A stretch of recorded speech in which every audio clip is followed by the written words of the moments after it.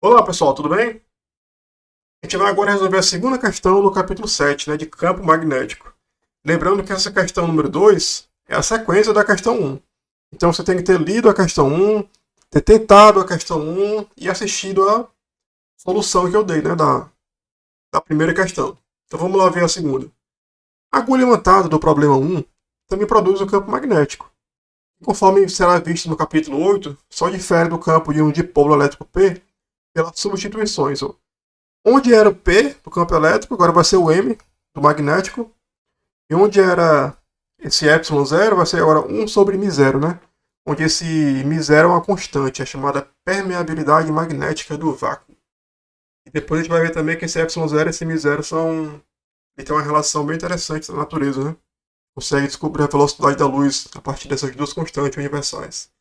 Vamos lá, usando o item A agora. Usando uma agulha num ponto P, situar seu prolongamento a uma distância D da agulha, ele quer que determine o campo magnético lá, né? Nesse item A. Então, o que é que vai ter aqui? Vai ter o seguinte, a gente tem a própria agulha da bússola, por ela ser imantada, vou até colocar aqui em vermelho, que é o norte, e o preto vou colocar por sul. Como ela tem essa orientação, ela vai naturalmente gerar um dipolo magnético próprio dela, tá? Ponto nesse sentido aqui, do sul indo para o norte. E ele vai explicar isso melhor no próximo capítulo, mas ele já diz que existe uma relação desse campo magnético com o campo elétrico. Você volta lá no capítulo acho que é de potencial elétrico, né, que a gente estuda o dipolo. A gente vai ter lá duas carguinhas aqui, né, menos Q, mais Q. Aqui a distância entre elas é D. E ele define um momento do dipolo elétrico como Q vezes D. Tá? Aí no caso, tem uma questãozinha lá que a gente já resolveu também, que ele pede para calcular qual é o campo elétrico a uma distância Z, aqui, no eixo Z. Então, se vocês forem lá, pegar a fórmula, vocês vão ver que o campo elétrico a uma distância Z do dipolo, e o dipolo está no eixo Z também, o campo elétrico lá é dado por essa fórmula aqui. Ó. O momento de dipolo elétrico sobre 2 π ε0, o cubo da distância. Beleza? Só que a questão fala. Vamos ver aqui, ó. Onde tem P, você vai colocar M. Onde tem ε0, você vai colocar 1 sobre μ0. Tá? Então, pegando essa equação aqui e fazendo as substituições que ele deu a dica pra gente, a gente vai poder calcular qual é o campo magnético aqui, ó. Que a gente quer calcular o campo magnético nessa linha aqui. Ali minha agulha, né? Eu quero calcular o campo magnético que essa agulha vai produzir a uma distância D. Ela vai produzir um outro campo magnético.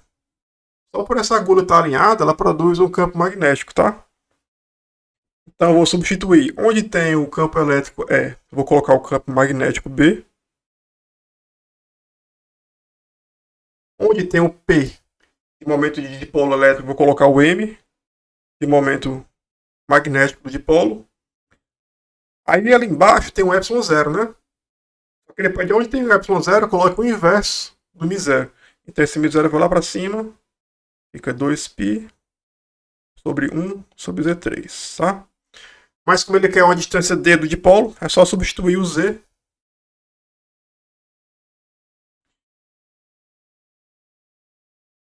Prontinho, vai ficar isso daqui, 2π D3. Pronto.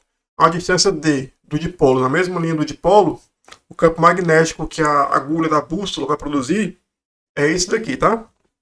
Beleza? Então esse é o item A.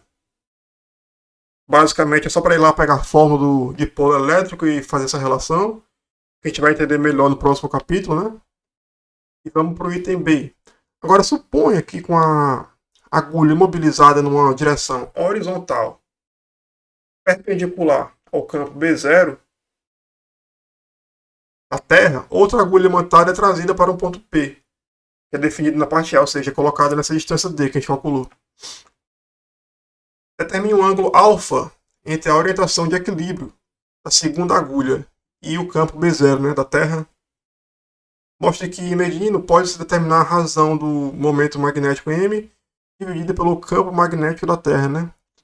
Combinando esses resultados com o problema 1, obtém-se os valores de M e de B0. Esse é o método de Gauss. Então, vamos lá. Vamos com calma. O que é que está acontecendo aqui? Seguinte. Vou desenhar aqui um eixo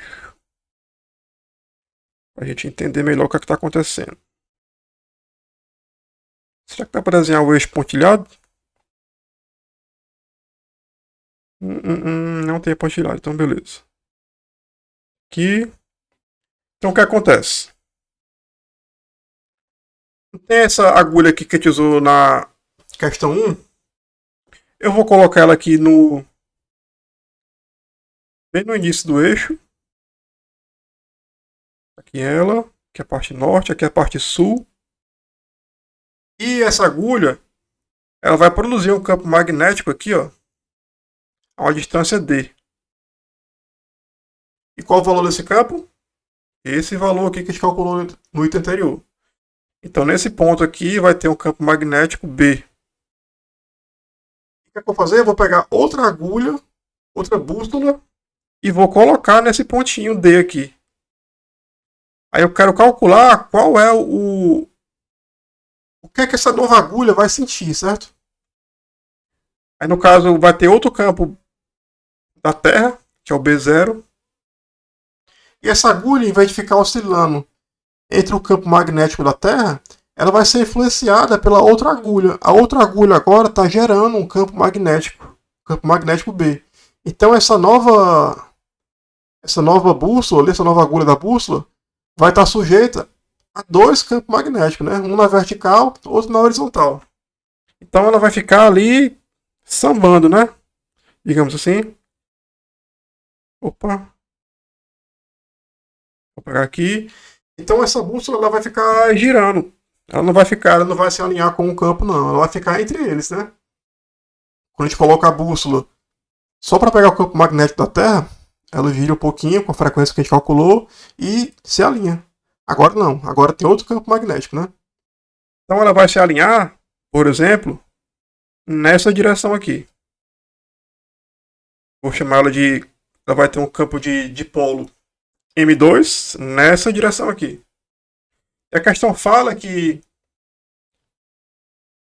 ela vai se alinhar com o campo da Terra de modo que eles dois formem um ângulo alfa. É isso? Vamos ler lá de novo ali. Determine um ângulo alfa entre a orientação de equilíbrio da segunda agulha e B0. É isso mesmo, tá? Vamos supor que essa é a posição de equilíbrio. M2 aqui, ó, nessa direção aqui. E aqui está o B0, né, que é o campo magnético da Terra. Então é o seguinte, agora a gente vai ter que calcular dois torques. Tem o torque em relação ao campo magnético da Terra, que vai ser quem? Momento de dipolo dessa segunda bússola, vezes o campo magnético da Terra, né? Fazendo uma regrinha da mão direita, eu vou colocar a palma da minha mão apontada para o M2 e vou fechar para o B0. M2, B0. Esse torque do campo magnético da Terra, ele vai estar saindo do papel, tá? Então ele está saindo do papel. Saindo do papel é anti-horário, que é positivo. M2 vezes B0. Agora aqui eu vou colocar o módulo, tá? Vezes o ângulo entre eles, o seno do ângulo entre eles. Seno de alfa. Pronto. Esse é o torque que o campo magnético da Terra vai produzir, vai afetar, vai atuar lá na agulha dessa segunda bússola. E agora vamos fazer para a primeira bússola. Essa bússola aqui inicial está produzindo esse torque aqui aliás, esse campo magnético, que vai produzir um novo torque nesse ponto D. Que é quem? O momento de dipolo magnético da segunda bússola vezes o campo magnético provocado pela primeira bússola. Agora a gente bota a palma da mão no sentido de M2 e fecha para o campo magnético B, que vai ser entrando no papel. Beleza? Aqui é o de B0.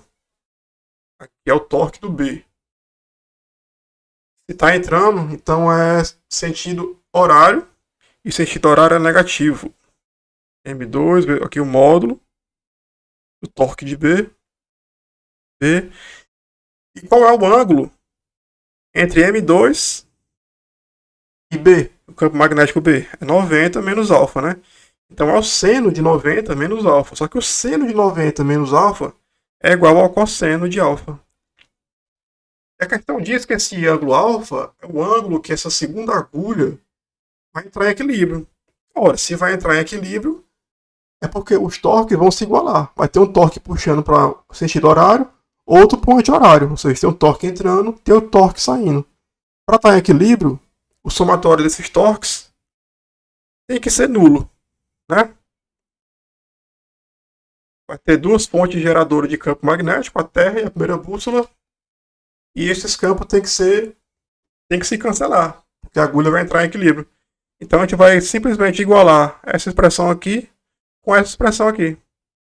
Então M2 B0 seno de alfa vai ser igual a M2 B cosseno de alfa.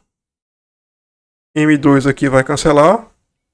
Esse cosseno aqui eu vou levar lá para o outro lado, né? Então vai ficar tangente de alfa.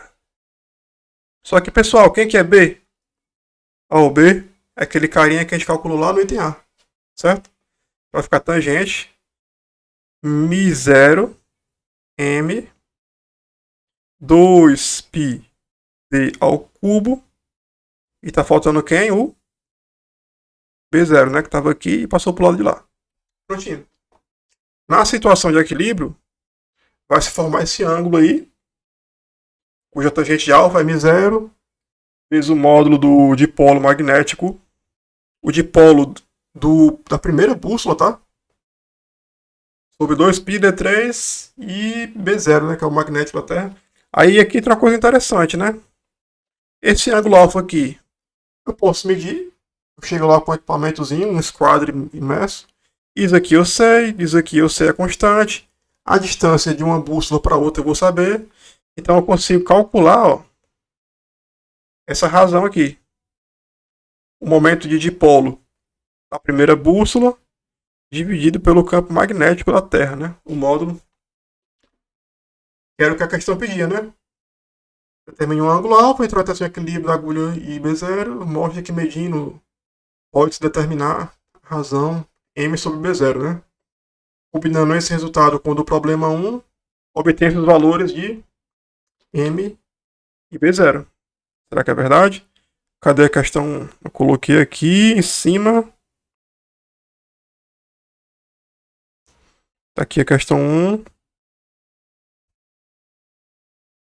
A gente calculou aqui a frequência, né, na questão 1. Então na questão 1, eu consigo achar M vezes B0. E na questão 2, eu achei o módulo de M sobre o módulo de B0. Ou seja, dois experimentos diferentes. Calcula a frequência angular da agulha quando ela vai se equilibrar com o campo magnético da Terra. E também eu calculei o segundo experimento usando uma outra bússola. A primeira bússola vai afetar a segunda bússola, né? Aí, fazendo esse experimento, eu consigo dois valores diferentes, né? Um multiplicando e um dividindo. E com isso eu posso conseguir o quê? Eu consigo ou o valor do campo do dipolo magnético numa bússola, ou o valor do campo magnético da Terra, né? Que é uma coisa bem interessante a se descobrir, a se calcular, né? Então, pessoal, é isso. Até a próxima questão. Valeu!